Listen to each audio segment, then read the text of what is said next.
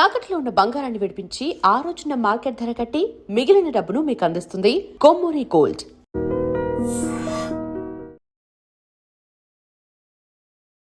Hi hello నమస్తే, welcome back to our channel. నేను మీ Vaishu.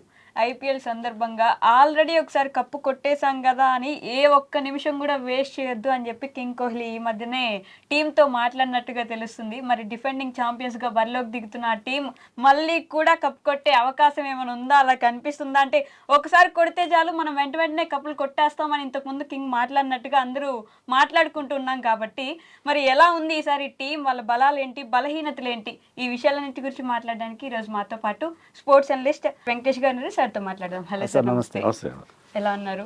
Very good. So RCB team already ఒకసారి cup కొట్టేసింది కాబట్టి 18 సంవత్సరాల వెయిటింగ్ ఒకసారి తెర పడింది కాబట్టి మళ్ళీ కూడా కప్పు కొట్టే అవకాశం ఏమైనా ఉందా? ఆ జోరులో ఇంకోసారి కప్పు కొట్టేస్తారంటారా? ఎలా కనిపిస్తుంది? ముందుగా ఆర్సీబీ ఫ్యాన్స్ గురించి చెప్పాలి అంటే 18 ఏళ్ల పాటు వాళ్ళు నిరీక్షణ చేసి ఈసాల కప్ నమ్మదాయి అనుకుంటా టీం ని ఎన్నో ట్రోల్స్ వచ్చినా ఏమొచ్చినా వాళ్ళకి ఆ ఫ్యాన్ బేస్ ఎంత స్ట్రాంగ్ బేస్ అంటే కప్పు కొట్టకపోయినా ఎన్నిసార్లు 3 సార్లు ఫైనల్కి వచ్చి మిస్ అయినా సరే ఫ్యాన్స్ అందరూ అలాగే ఆల్మోస్ట్ లాయల్ ఫ్యాన్స్.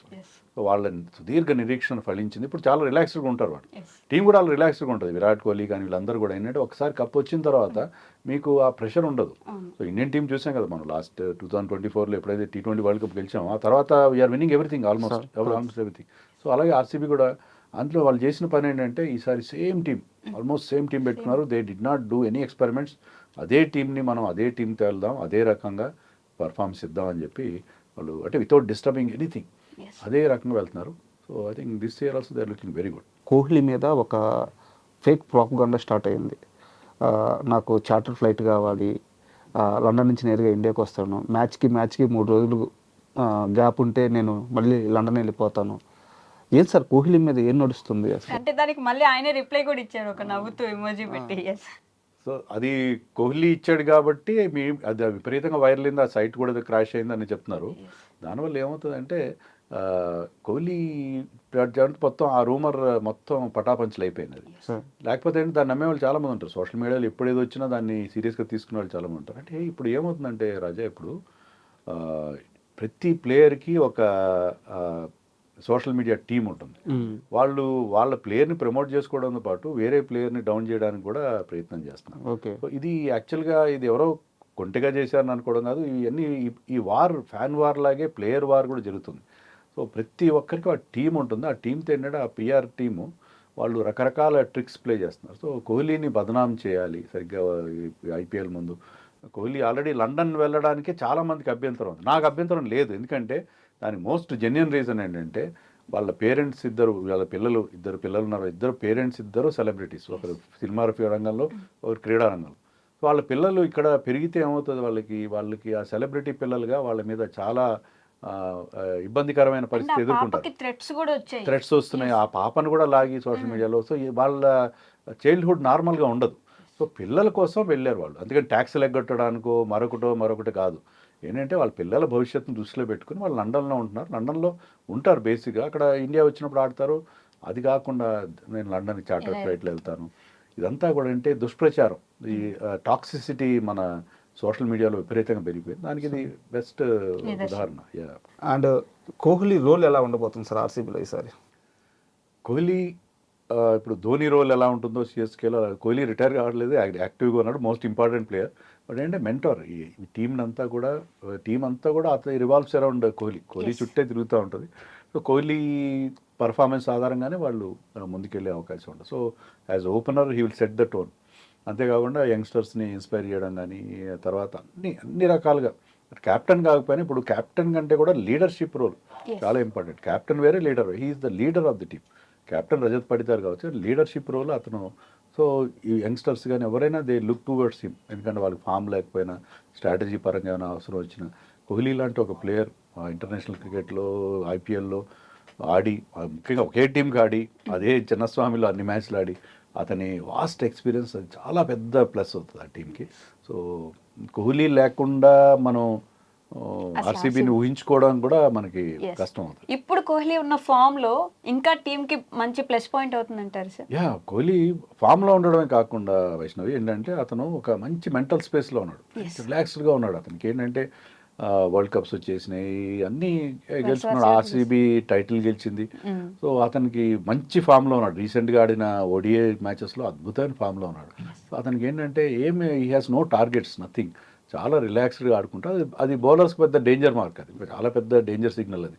బౌలర్ని చాలా ఫ్రీగా ఆడుకున్నా. ఈ మధ్యకాలంలో స్ట్రైక్ రేట్ విషయంలో కొంత ఇబ్బందులు ఉండేవి, స్పిన్ ఆడడంలో ఇబ్బందులు ఉండేవి, అవి కూడా అన్నీ కూడా పోయినాయి. గత 2 సీజన్స్గా is playing with lot more freedom. So అది అతనిలో ప్రత్యేక న్యూ కోహ్లీని మనం చూస్తున్నాం ఈ మధ్యకాలంలో. సార్ ఆర్సీబీ విషయంలో వాళ్ళకి అతిపెద్ద బలం కనిపించకుండా హ్యాజల్వుడ్.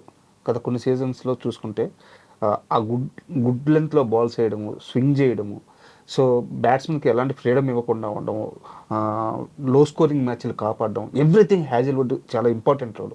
బట్ ఈసారి హ్యాజల్వుడ్ని మిస్ అవుతున్నారు. సో ఆర్సీబీ మీద ఇది చాలా పెద్ద ఇంపాక్ట్ పడే అవకాశం ఉంది. లాస్ట్ సీజన్ కూడా చూస్తే హ్యాజల్వుడ్ కొన్ని మ్యాచ్లు ఆడలేదు. లేని మ్యాచ్ల్లో వాళ్ళ బౌలింగ్ తేలిపోయింది. సో అతను ఉంటే అది ఇంపాక్ట్ వేరే ఉంటుంది. పవర్ ప్లేలో వికెట్లు ఇస్తాడు, తర్వాత డెత్లో వచ్చి మీకు టైట్ బౌలింగ్ వేస్తాడు, వికెట్లు ఇస్తాడు. సో అతను గో టు మ్యాన్ అంటారు. ఇప్పుడు ఎప్పుడైనా టఫ్ సిచ్యుయేషన్ వస్తే బౌలర్ కెప్టెన్ అతను బాల్ ఇస్తే he will give you the results. అలాంటి బౌలర్ అతను he combines very well with Bhuvneshwar Kumar. ఇద్దరు experienced campaigner, senior pros. So అతను ఇనీషియల్గా లేకపోవడం అనేది డెఫినెట్గా వాళ్ళని ఎఫెక్ట్ చేస్తుంది. మరి ఎంతవరకు మిగతా వాళ్ళు కవర్ చేస్తారన్నది we have to wait and see. అతను తీసుకొచ్చారు జాకబ్ డఫీ అని, న్యూజిలాండ్ బౌలర్. అతని ఇంటర్నేషనల్ రికార్డ్ చాలా బాగుంది, but he didn't have a great world cup. World కప్లో ఇండియాలో పెద్ద ఆడిన ఎక్స్పీరియన్స్ లేదు. సో అతను ఎంతవరకు ఇతను లేని రోల్ని ఎంతవరకు లోటు తీరుస్తాడు అనేది చూడాలి. అండ్ ఇక్కడ యష్ దయాల్ విషయంలో కూడా చాలా కన్ఫ్యూజన్ నడుస్తుంది సార్. అండ్ ఈవెన్ వాళ్ళ బస్సు మీద ప్లేయర్స్ ఫోటోలు ఉంటాయి కదా, దాంట్లో కూడా అందరి ఫోటోలు ఉన్నాయి, దయాల్ ఫోటో లేదు అని చెప్పేసి చెప్తున్నారు. ఆల్మోస్ట్ ఇంకా అతన్ని పక్కన పెట్టినట్టే అని చెప్తున్నారు. తన మీద కేసు ఏదో నడుస్తుంది. కేసు నడుస్తుంది. అతన్ని యూపీ వాళ్ళు ఎన్ఓసి ఇచ్చారా లేదా తెలియదు మనకి. అతను జాయిన్ అవుతాడా లేదా. టీంలో అయితే ఉన్నాడు. అతను టీంలో అయితే వాళ్ళు ఏదైతే సేమ్ టీంలో కంటిన్యూ. అతను చాలా ఇంపార్టెంట్ మెంబర్. ఫిఫ్త్ బౌలర్గా, ఒక లెఫ్ట్ ఆర్మ్ బౌలర్గా వెరైటీ ఉంటుంది అతనికి. అతను మంచి స్లోయర్ వన్స్ వేస్తాడు. సో అతన్ని మిస్ అవుతారు. సో అతను లేకపోతే ఏంటి పరిస్థితి అనేది వెయిట్ అండ్ సీ. అండ్ ఇక్కడ మనం చూస్తే హ్యాజల్వుడ్ కొన్ని మ్యాచ్లు ఉండరు, అలాగే యష్ దయాల్ది కన్ఫర్మేషన్ రాలేదు. మీరు చెప్పినట్టు డఫీకి ఈ లాస్ట్ T20 వరల్డ్ కప్ అంత గొప్పగా సాగలేదు. ఈ మొత్తం సినారియోలో ఫాస్ట్ బౌలింగ్లో భువీ ఒక్కడే కీలకంగా కనిపిస్తున్నాడు. భువీ చాలా సీనియర్. మనకి SRH ఉన్నప్పుడు మొత్తం ఆ బాధ్యత అంతా తన భుజాల మీద మోసిన వ్యక్తి. సో భువీ నుంచి ఆర్సీబీ ఎలాంటి ఎక్స్పెక్టేషన్స్ పెట్టుకోవచ్చు? భువీ అతనితో పాటు రసిక్ సలాం లాంటి బౌలర్స్ ఏమన్నా అంది వస్తారా, ఇలాంటివి చూసుకోవాలి. ప్లస్ వాళ్ళిద్దరు spinners. Last time Krunal Pandya కానీ సుయాష్ శర్మ కానీ చాలా మంచి బౌలింగ్ చేశారు. సో వాళ్ళు ఎంతవరకు అదే రిధంలో ఉన్నారా, అలాగే అలాంటి ఇంపాక్ట్ ఈసారి కూడా క్రియేట్ చేస్తారు. సో బౌలింగ్లో ఎలా అయితే SRH కొన్ని టీమ్స్కి బౌలింగ్ ప్రాబ్లం ఉంది, LSG లాంటి టీమ్స్కి, బ్యాటింగ్ చాలా బాగుంది ఇప్పటికీ. బౌలింగ్లో కొన్ని క్వశ్చన్ మార్క్స్ ఎలాగ ఉన్నాయి. ముఖ్యంగా ఈ ఆస్ట్రేలియన్ బౌలర్స్ అన్ని టీమ్స్ని ఇబ్బంది పెడుతున్నారు. సో వాళ్ళు సరిగ్గా టైంకి రాకుండా. సో అది పెద్ద క్వశ్చన్ మార్క్. హ్యాజల్వుడ్ వచ్చేసి యష్ దయాల్ కనుక అతను ఆడగలిగితే I think same last time bowling performance ఉంటుంది. మళ్ళీ సేమ్ టీంతో వెళ్ళే అవకాశం ఉంటుంది. లేకపోతే వాళ్ళకి కొంచెం ఇబ్బందికరమైన పరిస్థితి ఉండేది. బట్ కృణాల్ పాండ్యా విషయానికి వస్తే మిస్టరీ లాగా ఆయన ఏది ఎలా వేస్తాడో తెలియదు, ఎలా ఆడతాడో తెలియదు అని చెప్పేసి ఆయన బౌలింగ్ చేయగలడు, బ్యాటింగ్ చేయగలడు కదా, ఎసెట్ అవుతాడు అంటాడు. Last season had great season. Even ఒక మంచి ఇన్నింగ్స్ కూడా బ్యాటింగ్ లో కూడా ఒక మంచి ఇన్నింగ్స్ ఆడాడు. క్రూషియల్ మ్యాచ్ సెమీఫైనల్లో ఎక్కడో ఒకసారి మంచి మ్యాచ్. సో అతను ఏంటంటే అంతకుముందు అంత గొప్పగా ఆడలేదు. ముంబైకి ఆడాడు, తర్వాత ముంబై నుంచి బయటకు వచ్చిన తర్వాత it didn't have a great IPL. కానీ ఇప్పుడు అతను లాస్ట్ ఇయర్ పర్ఫార్మెన్స్ని రెప్లికేట్ చేయగలుగుతాడా అనేది ఒక క్వశ్చన్ మార్క్ అయితే ఉంటుంది. బట్ కృణాల్ పాండ్యా చాలా ఎక్స్పీరియన్స్. మీరు అన్నట్టుగా బౌలింగ్లో బౌన్సర్లు వేయడం, రకరకాల వేరియేషన్స్ చూపించారు. సో ఈసారి కూడా ఆ వేరియేషన్స్ వర్కౌట్ అవుతాయి. అది కూడా we have to wait and see. And Jacob Bethell విషయంలో సార్ ఇప్పుడు అంటే ఆల్మోస్ట్ ఆర్సీబీ అనగానే పెద్ద చర్చ బెతల్ విషయంలోనే నడుస్తుంది. ఎందుకంటే తను ఆడిన ఇన్నింగ్స్ అట్లాంటిది వరల్డ్ కప్లో. సో బెతల్కి ప్లేయింగ్ లెవెన్లో ప్లేస్ అనేది పాసిబుల్ ఉందా? అదే ఇప్పుడు వాళ్ళు చూడాలి. అంటే ఇనీషియల్గా బెతల్ని ఆడిస్తారా లేదా. బెతల్ని ఆడిస్తే మీరు జేకబ్ డఫీ లాంటి వాళ్ళని కానీ ఫారిన్ బౌలర్ని ఆడించుకునే అవకాశం ఉండదు. ఎందుకంటే మీకు ఆల్రెడీ టిమ్ డేవిడ్ బాగా పర్ఫార్మెన్స్, రొమారియో షెపర్డ్ బాగా పర్ఫార్మెన్స్, ఫిల్ సాల్ట్ ఓపెన్ చేస్తాడు. మీకు ఒక బౌలర్ కావాలనుకుంటే ఫారిన్ బౌలర్, అలాగే బౌలింగ్ వీక్గా ఉంది హ్యాజల్వుడ్ లేకుండా, మీరు బెతల్ని ఆడించుకోవడం కష్టం అవుతుంది. బెతల్ లేకుండా మీరు బెతల్ని ఆడిస్తే మీరు దేవదత్ పడిక్కల్ని కానీ వెంకటేశ్వర్ని కూడా ఆడించుకోలేరు. మీ బ్యాటింగ్ లైనప్ అంతా ఫుల్గా కవర్ అయి ఉంది. టిమ్ డేవిడ్ పక్కన పెడితే మీ ఫినిషింగ్ అంత గొప్పగా ఉండదు. టిమ్ డేవిడ్ ముంబైకి ఆడినా ఆర్సీబీకి ఆడినా ఈ ఆల్వేస్ డస్ వెల్ అవును. లోయర్ డౌన్ ది ఆర్డర్, చాలా మంచి బాగా పర్ఫామ్ చేశాడు ప్లేయర్. అందుకని బెతల్ ఇమీడియట్గా స్టార్ట్ అవ్వడని అనుకుంటున్నాను. నో డౌట్ అతను ఎనారమస్లీ టాలెంటెడ్, ఇప్పుడు మంచి ఫామ్ లో ఉన్నాడు. మంచి ఫామ్లో ఉన్న ప్లేయర్, అండ్ మీకు లెఫ్ట్ ఆర్మ్ స్పిన్ కూడా ఇవ్వగలదు. కానీ నేను అనుకోవడం ఏంటంటే సాల్ట్తో స్టార్ట్ చేస్తారు. సాల్ట్ ఫామ్లో లేడు యాక్చువల్లీ వరల్డ్ కప్లో. ఒకవేళ సాల్ట్ ఫామ్లో అయితే ఈ can open the batting with Kohli. Okay. అప్పుడు లెఫ్ట్ రైట్ కాంబినేషన్ కూడా అవుతుంది. సో ఆ రకంగా అతన్ని initially to start with first మన ఎస్ఆర్హెచ్తో మ్యాచ్ ఆడతారు వాళ్ళు. ఆ మ్యాచ్లో ఉండకపోవచ్చు బెతల్ అనుకుంటున్నాను. ఓకే. వెంకటేష్ అయ్యర్ గారు ఈసారి వెంకటేష్ అయ్యర్ ని స్పెసిఫిక్ గా కావాలని ఆర్సీబీ టీం కొనుగోలు చేసింది. అతని రోల్ ఎలా అంటే ఆ బై కూడా చాలా హైగా ఉంది. 7 కోట్లు 8 కోట్లు పెట్టారు అతనికి.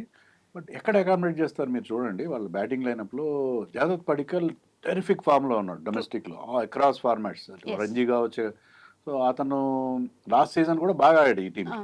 సో పడికల్ని ఆడిస్తే వెంకటేశ్వర్కి మీకు ప్లేస్ ఉండదు. ఎందుకంటే 4లో పటిదార్ ఆడతాడు, డేవిడ్, జితేష్ శర్మ, మీకు రొమారియో షెపర్డ్.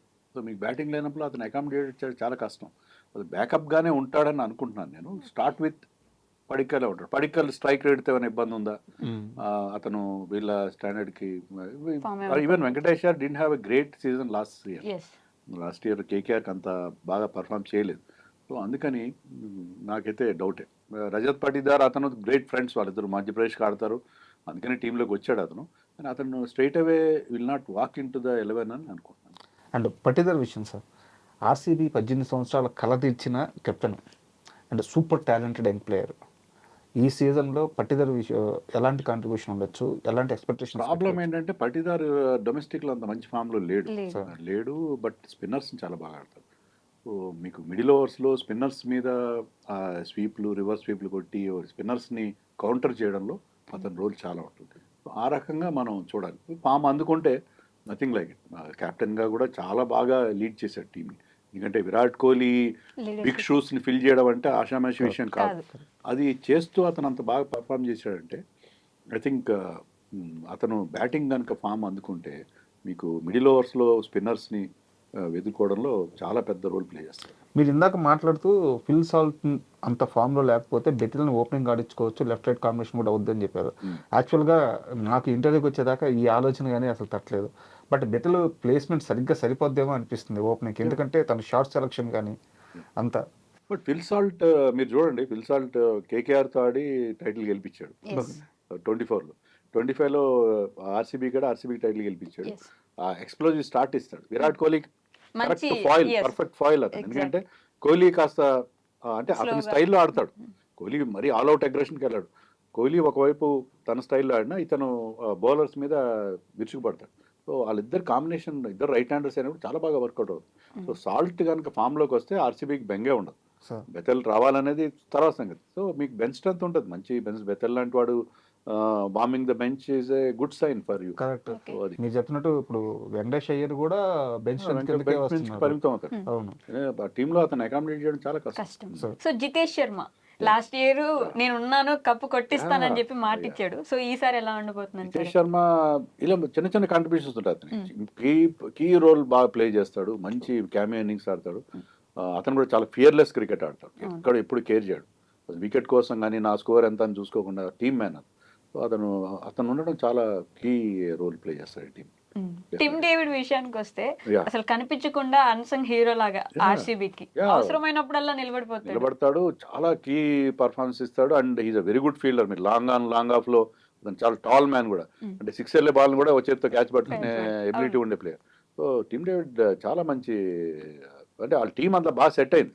మీకు షెపర్డ్ మీరు గుర్తుంటే ఫైనల్లో శ్రేయస్ అయ్యర్ వికెట్ తీశాడు. శ్రేయస్ అయ్యర్ 1 or 2 runs చేసి అవుట్ అయ్యాడు. సో అతను కీలకమైన వికెట్లు ఇస్తాడు. అతను కూడా భీకరమైన ఫినిషర్, అతను బిగ్ 6 సీటర్. సో వాళ్ళ టీం అంత బాగా సెట్ అయింది. సో ఆ సెట్ అయిన బ్యాటింగ్ లైనప్ అలాగే ఉంది. అని యాజ్ ఇట్ ఈస్ గా రిటైన్ చేశారు. లోపాలు ఏమి లేవంటారా sir? Bowling department Suyash Sharma ఉన్నారు, బ్యాకప్స్ లేవు. బ్యాకప్స్ స్వప్నిల్ సింగ్ ఉన్నాడు.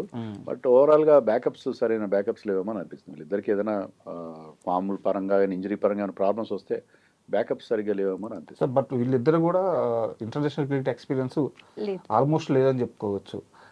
And last season okay, but ఈ సీజన్ ఏంటనేది డౌట్ఫుల్. సో స్పిన్ విభాగంలో చాలా వీక్గా కనిపిస్తుందేమో అనిపిస్తుంది. అంటే లాస్ట్ టైం కృణాల్ పాండ్యా చాలా కీ రోల్ ప్లే చేశాడు. Yes. ఈవెన్ సుయాష్ శర్మ కూడా చాలా కీలకమైన స్పెల్స్ వేశాడు. సో అదే మళ్ళీ ఈసారి కూడా రిపీట్ చేస్తారని టీం హోప్ చేస్తుంది తప్ప మీరు అన్నట్టుగా అది ఉంటుందా బెంగా ఉంటుంది మళ్ళీ అదే రకంగా పర్ఫామ్ చేస్తారా లేదా అనేది. చేయకపోతే వాళ్ళకి సరైన ఆప్షన్స్ కూడా మనకు కనబట్లేదు. చూడాలి మరి అట్లా. ప్లేయింగ్ లెవెన్ ఎలా ఉండబోచ్చు? ప్లేయింగ్ లెవెన్ వెరీ సింపుల్, చాలా ఈజీ. ఆర్సీబీ ప్లేయింగ్ లెవెన్ చెప్పడం చాలా కష్టమే కదా. విరాట్ అండ్ సాల్ట్ ఓపెన్ చేస్తారు. 3లో యూ విల్ హ్యావ్ పడిక్కల్ నేను అనుకుంటున్నాను.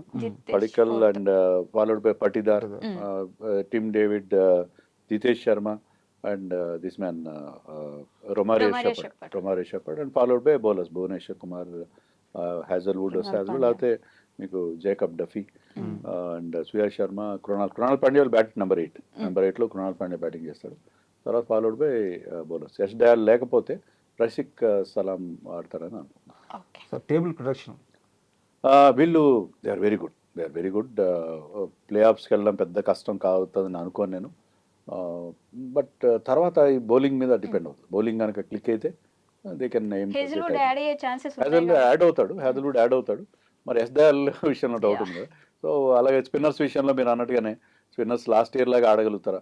సో ఎన్ని ప్రాబ్లమ్స్ ఉన్నాయి వాళ్ళకి. అంత బ్రహ్మాండమైన బౌలింగ్ అటాక్ అయితే లేదు వాళ్ళకి. సో ఆ రకంగా ప్లే ఆఫ్స్కి అయితే వెళ్తారు కానీ but one of the title ఆస్పిరెంట్స్గా ఈసారి కూడా మనం చెప్పచ్చు. బౌలింగ్ కుదిరితే బ్యాటింగ్ విషయంలో బెంగలేదు. Thank you sir. ఎందుకంటే ఆర్సీబీ అనగానే ఒక రకమైన ఫ్యాన్ బేస్ ఉంటుంది, అది అసలు మిగతా జట్లకి కుదిరేది కాదు. సో ఆర్సీబీ జట్టు మీద వాళ్ళ ఆ క్లారిటీ కోసం ఆ ప్లేయింగ్ లెవెన్ ఏంటి ఈసారి ఛాన్స్ లేదని చాలా మంది వెయిట్ చేస్తున్నారు. సో వాళ్ళందరూ ఒక క్లారిటీ వచ్చింది. Thank you so much sir.